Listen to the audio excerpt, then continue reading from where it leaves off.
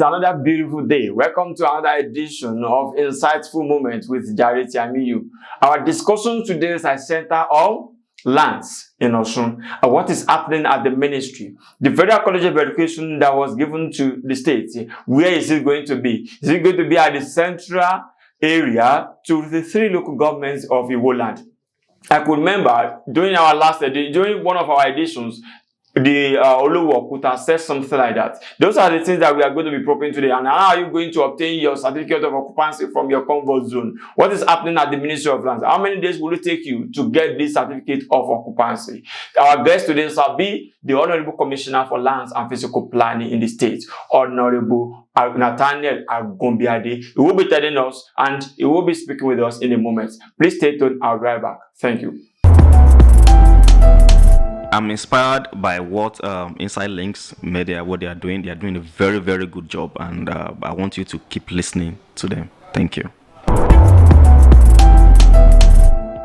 Yeah, I come back from that very short break. My guest once more is the Honorable Commissioner for Lands and Physical Planning in the state of Osun, Honorable Barrister Nathaniel Agunbiade. Honorable sir, you are welcome to the show. Thank you, my brother. Sir, today we want to be discussing what the administration has achieved in your ministry in the past 18 months, and also we will be discussing what has happened on our reserved areas, even the farmlands and all others. But, sir, let me start from here. Can you tell us what your ministry has achieved in the past 18 months since this administration came on board? Yeah, thank you so much. We came on board about 8 months ago, but I'm also competent to talk about the last 18 months of Governor Oyetola administrations, but with particular reference to the period we have been here, we have somehow rejuvenated what happens in the ministry. We have revolutionized all our operations. And in saying so, we want to refer particularly to the first issue of issuance of CFO. Before we came on board, there has been always series of complaints of CFO application taking and having inordinate delays, some spanning 5, 10, even 15 years. So when we came, what we did was to correct all these lapses and to ensure that upon filing of applications, the moment your survey meets the required standard, you will take your CFO application in less than 90 days. On my table, applications are processed within 60 days, and the last 30 days is for Mr. Governor to get its signature on the CFO. And I can tell you, between the last 18 months, that's from the inception of the present administration, and now, Mr. Governor has signed more than 200 CFO. So since I came, Mr. Governor has been signing CFO on weekly basis, and I'm so sure he does not turn out less than 20-25 on weekly basis. So the era of waiting period, it's gone and gone forever. There is the issue of urban and regional law, which was passed by the House of Assembly, the last administration. Mr. Governor is in the process of signing that bill into law. And I'm so sure the moment that bill sees the light of the day, the practice of anything relating to land will also see a new day. Okay, sir.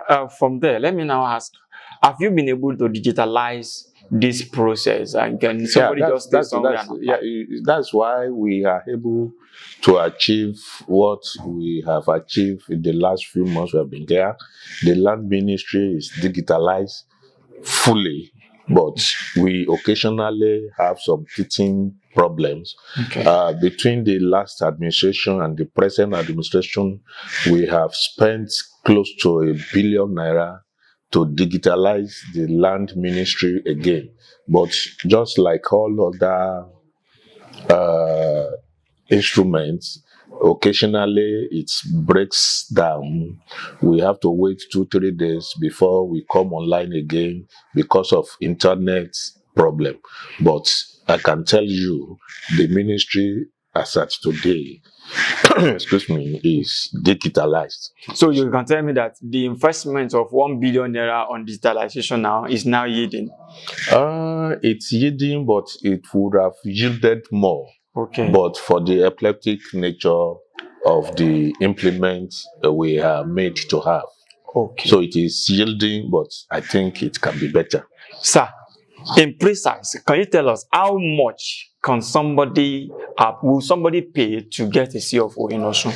Well, How much? That will depend on the size of the land. Okay. But on the average, if it is a residential building of 60 by 100 feet, I think you barely pay about 60,000 naira. About 60,000 About 60,000 naira. Wow. Wow. So it does not cost much at all. So apart from what about are there other payments? Everything put together is 60. If it is one standard plot, yes, plus or minus about 60,000 naira. I think that's a very important information for people to note, because the information there is maybe it costs about 100 to 200,000 naira. If you are applying for certificate of occupancy on agricultural land that is thousands of hectares, thousands of hectares, then you can be sure you will have to pay more for that. But for me, that I want to build a house and I have 60 by 100 plot of land, less than 60,000. Okay. Sir, let's now talk about the encroachment. What is happening? Let me start from the farmlands, the reserved area. Some people are farming on this land. Are all these people given any document to back up the activities there? You see, part of the challenges we have in this ministry has to do with illegal occupants of government reserved area, encroachers on various government acquisitions. And what we have been doing is to make sure we ward off all these encroachers. Only recently, an independent company has approached the ministry, who wants to assist the ministry to bring into government net all these various encroachers, either to regularize their stay or to ensure that they did not even come near our land. So the issue about encroachers is being taken care of, and I'm so sure by the time we conclude arrangement with the company that is coming on board, the issue of encroaching on our land will be a thing of the past. Okay, that's a very wonderful one. Please, we'll go on a very short break now, but when we come back, we'll do more on the industrial encroachers. What do I mean by that? I will be talking about the people that are excavating mineral resources of Osun State without any payment to the ministry or to the government. Please stay tuned. We'll be right back. Abokede Adironkefumi, General Manager, Osun Agency for Community and Social Development Projects. I want to say that you should keep watching Insights Link TV. It's a development focused communication media. Yeah, welcome back from that very short break. My guest once more is the Honorable Commissioner for Lands and Physical Planning in the state of Osun, Honorable Barrister Nathaniel Agunbiade. Honorable, thank you for staying with us. Thank you. Let's now talk more about, there are two things now. Number one, we talk about mineral resources on our lands. And in Osun, there has been arrest of some encroachers that are mining some mineral resources in the Osun East, to be precise. And also, there are some people who are getting some or excavating some laterites and even illegal quarries. How are you dealing with all these illegal miners? Thank you, moderator. You will recollect that Osun, state of Osun, is blessed with vast mineral resources. We have large deposit of gold and other mineral resources, as you said, at Ilesha and Osun East generally. And only recently, if you see the news, we made several arrests of all those illegal miners. And we have persistently warned illegal miners to desist and stay off state of Osun, as we will not hesitate to deal with them with long arm of the law. Only recently, some Chinese who are undergoing illegal mining around the Takumosa area and all the like were arrested, and they are presently being processed and facing the wrath of the law. So that's with illegal. Sir, before we close that, there was a time when we got it in the news that there was a pressure on the government of the state of Osun to release those Chinese. Is there anything like that? No, I'm not aware of pressure to release all those culprits. The moment you run foul of the law, you will be made to face the music. Where are those people now? Are they in detention or they have been granted bail? The last thing I read about them is that they were all processed, and those who are deserving of bail have been released on bail, and that I'm sure the Ministry of Justice is taking up their cases in their various courts. Okay. You know, it is not murder, it is not rape, it is not any criminal offense. They are entitled to bail. Okay. So if they are on bail now, I wouldn't be surprised. Okay. Yes, sir. Now, let's now talk about those that are excavating other mineral resources. We also have a large deposit of laterites dotted all over the state. And what we do to regulate this extraction of laterite is to hold a meeting with all the tippers owner. We have had series of meetings with them and telling them the necessity of not excavating laterite illegally, and that for them to register with this ministry, which they have done. And you know, you cannot but have some black legs. In as much as we have been trying to regulate the laterite, we still have some or few of them who goes to various nooks and crannies of the state to still carry out illegal extraction. But what we have been doing is to set police against them to make sure that the long arm of law catches up with them. Okay, sir.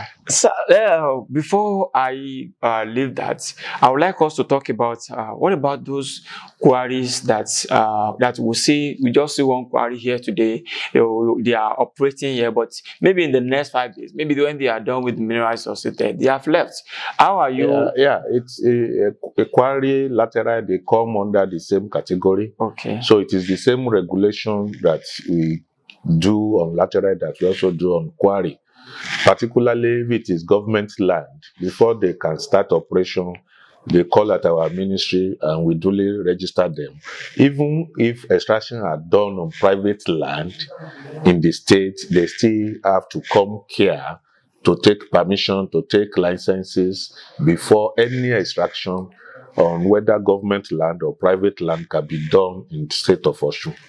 Sir, there is this proposal. Some people are saying that Osun is blessed with rock, a free part of the state, and this will be a very good investment for the state if we can have a registered quarry that will be, breaking those things into pieces, and it will generate employment for the youth. Are you looking into that area of mineral resources and capitalizing on it to create employment for the people? Yes, my governor will always tell those who care to hear that government has no business in business. Okay. So, with regards to all those rocks scattered all over the state, the moment we see good investor that can partner with government, we always welcome them, so that it's going to be PPP kind of arrangement.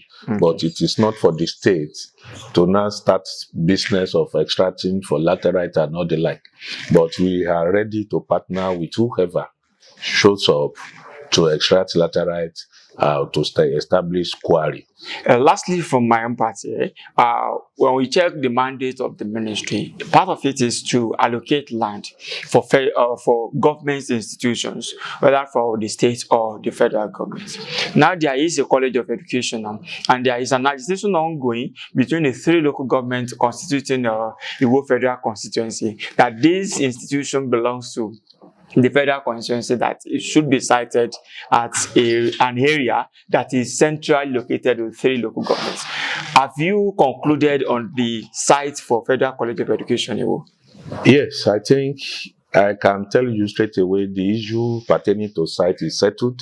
Okay. And when we had the mandate to have the Federal College of Education cited in Iwo, it is straightforward, it is not ambiguous. Iwo is Iwo, and Iwo is made up of 3, 4, 5 local government. So, and the issue of where the College of Education will be cited, I think, has long been settled. The survey of this site has been brought to my table. We have signed it. The next thing is for Mr. Governor just to sign the CFO. Can we know where it is? Where the survey? I cannot tell you exactly the name of the location now, but the only thing I remember is it is in Iwo, as the federal government has dictated. Okay, it is centrally located? Yeah, it is. It is for the benefit of all the federal constituency in Iwo. And it is the KBC was here, and he told us it is centrally located. Okay, the place is going to be for the benefit of Iwo land. So that's just it is centrally located. Okay, that is a very wonderful one, because it's very, very important. It has to do with our own constituency, and that has to do with youth. So whenever we have any opportunity of seeing what is happening to, what's going to happen to youth, we try to hammer on it and get it to the bottom. That has been a wonderful session with Honorable Commissioner for Lands and Physical Planning, Honorable Barrister Nathaniel Agunbiade. He has been able to tell us a lot of things. But Honorable Commissioner, sir, is there any other message, most especially that has to do with revenue? Because I know revenue is key to government. Is there any other message that you want to pass to the people? Yeah, the only thing I want to tell the general public is to keep on supporting our governor. It amazes me month in, month out, day in, day out, how the governor has been able to sustain even the payment of salary among dwindling resources. But I'm calling on general public, the entire populace, to cooperate with the governor by payment of their various taxes. By paying these taxes, it is what the governor puts together as internally generated revenue, and it also forms part of the money the governor has been using to manage the states. You will recall that since Mr. Governor came on board, the issue pertaining to salary or half salary has long gone. We now pay salary in full, and it is being paid only always as at when due. So I call on teeming citizenry of Osun to cooperate with us and pay all their dues. I thank you. All right, sir. Thank you, Honorable Commissioner, sir. Thank you for the time. We appreciate it. Thank you. And then we believe that when we still have some other questions to ask, we will be welcome to your office. Welcome. All right. Thank you so much, sir. My name's Honorable Zamot Alil Adibayo, Honorable representing Iwo State constituency in the state of Osun, House of Assembly. Keep watching Inside TV. Thank you. Wow, that was a wonderful session with Honorable Nathaniel Agunbiade, who was able to tell us what the State Ministry of Lands and Physical Planning is doing to ensure that people can get their CFO from their comfort zones. And he said the state government, the last administration and this administration, has spent 1 billion naira on digitalization of Ministry of Lands and Physical Planning. I mean 1 billion naira. That's how he said it. I'm very sure there will be more questions on that. And if you want to get your CFO, it is just 60,000 naira according to him. And there are processes, all these processes are actually online. You can get them on the ministry's website. That was our show for today. Thank you for being part of it. I am Jare Tiamiyu. Regards to all my crew members, my wife Jare, and all other members of Insight Multilinks Media. Thank you for working with me. Till some other time, I say have a wonderful day. Bye for now.